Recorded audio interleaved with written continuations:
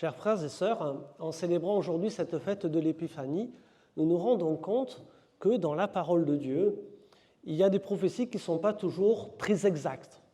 Par exemple, la première lecture que nous avons entendue, qui nous est proposée pour cette fête de l'Épiphanie, et qui annonce la gloire de Jérusalem, pas la gloire de Jésus-Christ, la gloire de Jérusalem.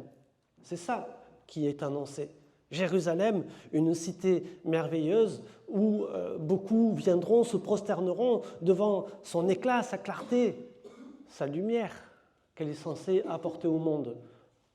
Aucune ville n'est porteuse de lumière en soi, mais vous comprenez bien que Jérusalem, là où a été construit le temple de notre Seigneur, eh bien c'est là, c'est ça qui donne la sagesse à son peuple, c'est ça qui est la source de la lumière. Mais vous voyez bien que ce n'est pas Jérusalem qu'on vénère aujourd'hui. Ce n'est pas Jérusalem. Et d'ailleurs, au passage, à cause, peut-être certainement à cause de cette prophétie d'Isaïe, eh bien, nos mages venus d'Orient se sont plantés.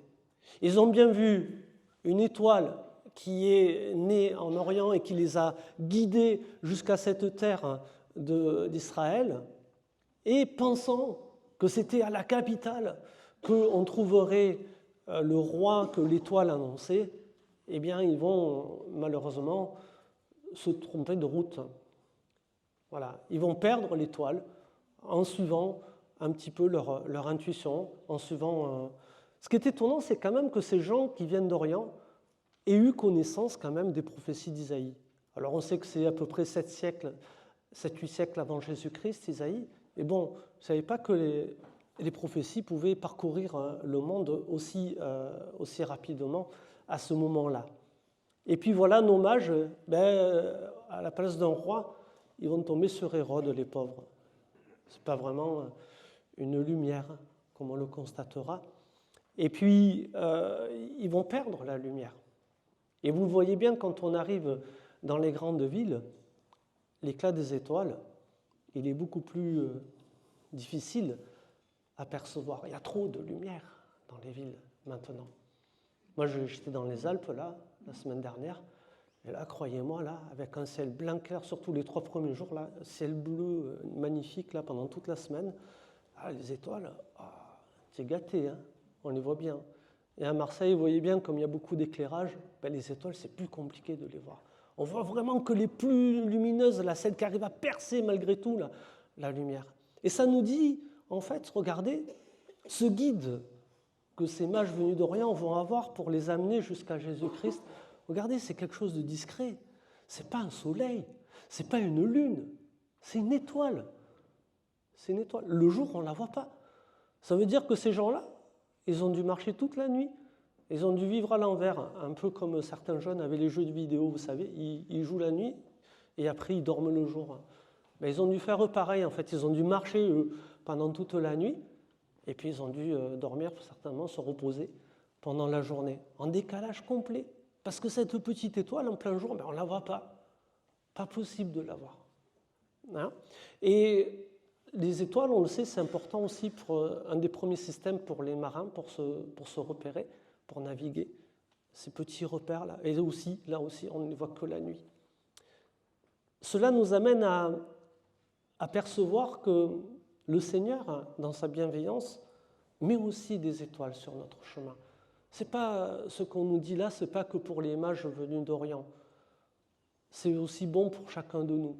Et je vous invite, frères et sœurs, à rendre grâce pour toutes les étoiles que le Seigneur, dans sa bienveillance, a disposées sur notre chemin et qui nous guident, qui nous aident à aller plus sûrement vers lui. Parce que certainement des étoiles, il y en a.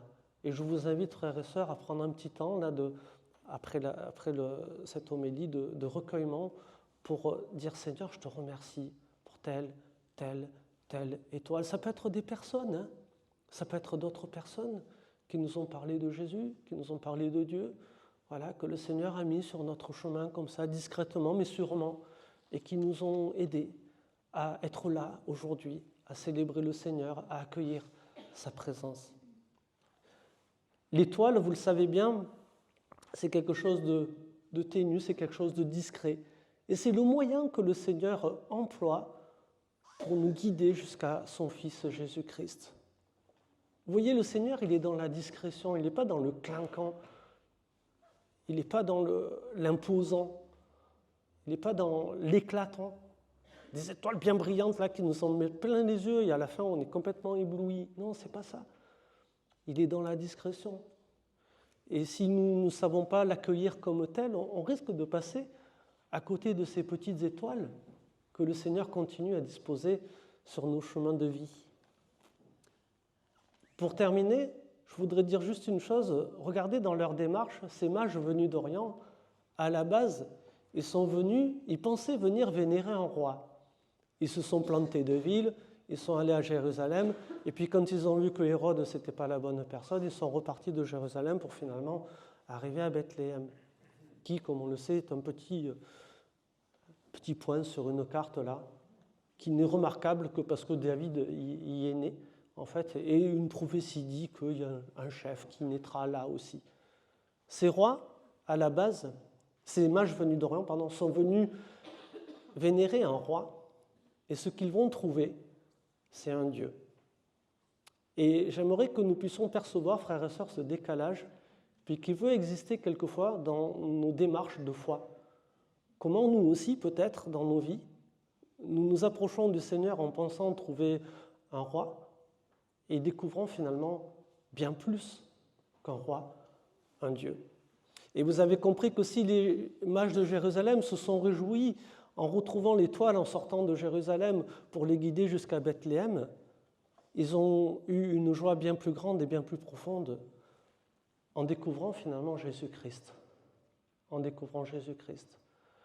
Et nous, peut-être que nous avons, comme eux, à toujours plus découvrir qui est Jésus-Christ, parce que c'est lui la véritable lumière que le Seigneur vient mettre sur notre chemin.